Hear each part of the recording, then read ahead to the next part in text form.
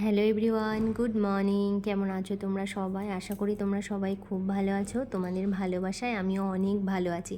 আজকে অন্য রকমের একটা ভিডিও নিয়ে চলে এলাম তোমাদের সামনে। সকালে কিছু কাজ কমপ্লিট করে স্নান করে একদম ফ্রেশ হয়ে দেখো রান্নাঘর থেকে ভিডিওটা স্টার্ট করলাম।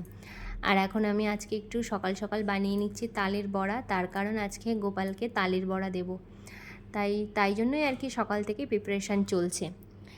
হাত দিয়ে যতটা পেরেছি তালের কাতটাকে বার করে নিয়েছি, আর বাদবাকিটা রেখে দিয়েছি, পরে বানাবো আর কি। তো তার মধ্যে দেখো একটু চিনি মিলিয়ে নিচ্ছি, নেওয়ার পরে এর মধ্যে দিয়ে দেবো একটু সুজি, আর তারপরে দিয়ে দেবো কিন্তু ময়দা। সুজি আর ময়দা দিয়ে বরাবরই আমি তালের বড়াটা করি, তার কারণ না এতে নরম থাকে তালের বড়াটা ভীষণ। আর যদি আমি এর মধ্যে চালের গুঁড়ো মেশাই, সঙ্গে সঙ্গে খেতে ভালো লাগে, তারপরে যখন ঠান্ডা হয়ে যায় ভীষণ শক্ত হয়ে যায়। ওই জন্য কিন্তু আমি ময়দা আর সুজিটা দিয়েই তালের বড়াটা করি।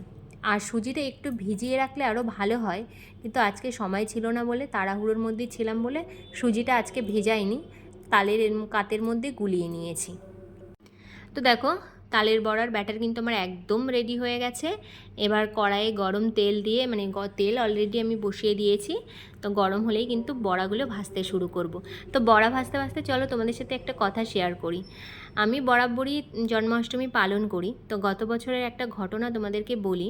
গত বছর একটা তাল কিনে নিয়ে এসেছিলাম, বড় আশা করে তালটা কিনে নিয়ে এসেছিলাম যে জন্মাষ্টমীর দিন গোপালকে তালের বড়া বানিয়ে খাওয়াবো। দুদিন আগেই কিনে নিয়ে এসেছিলাম জন্মাষ্টমীর দিন সকালে যখন তালের বড়াটা মানে তালটা ভাঙি, তখন তালটা পুরো কাঁচা ছিল। আমি বুঝতেই পারিনি। আমি জানছি দুদিন হয়তো ঘরে রেখে দিলে তালটা ঠিক পেকে যাবে, তবে তালটা পুরোটাই কাঁচা ছিল। একটু পরিমাণেও আমি তালটা থেকে নিতে পারিনি, কোনো একটু কাত। আমার এতটা বেশি মন খারাপ হয়ে গেল তখন, কি বলবো। তারপরেও কিন্তু আমি বাজারে গেছিলাম সেই দিন তাল খুঁজতে।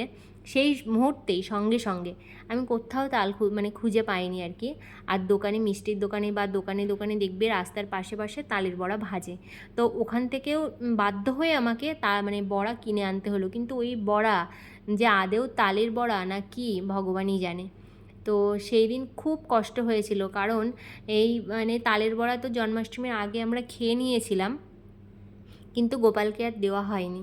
আর ভেবেছিলাম জন্মাষ্টমীর দিন দেব, কিন্তু সেটাও করতে পারলাম না। মনটার ভিতরে এতটা কষ্ট হচ্ছিল, বলে বোঝাতে পারবো না।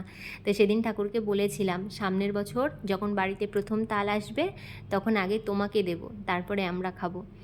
তো যেমন কথা তেমন কাজ, বাড়িতে প্রথম তাল এসেছে। এটা তাও আবার নিজেদের গাছের তাল, আমার শ্বশুরবাড়ি থেকে পাঠিয়েছে। তো ভাবলাম আগে তালের বড়া বানিয়ে গোপালকে দেব, তারপরে খাবো আমরা। তো দেখো সকাল সকাল একদম এক থালা বড়া ভেজে নিয়ে চলে এসেছি।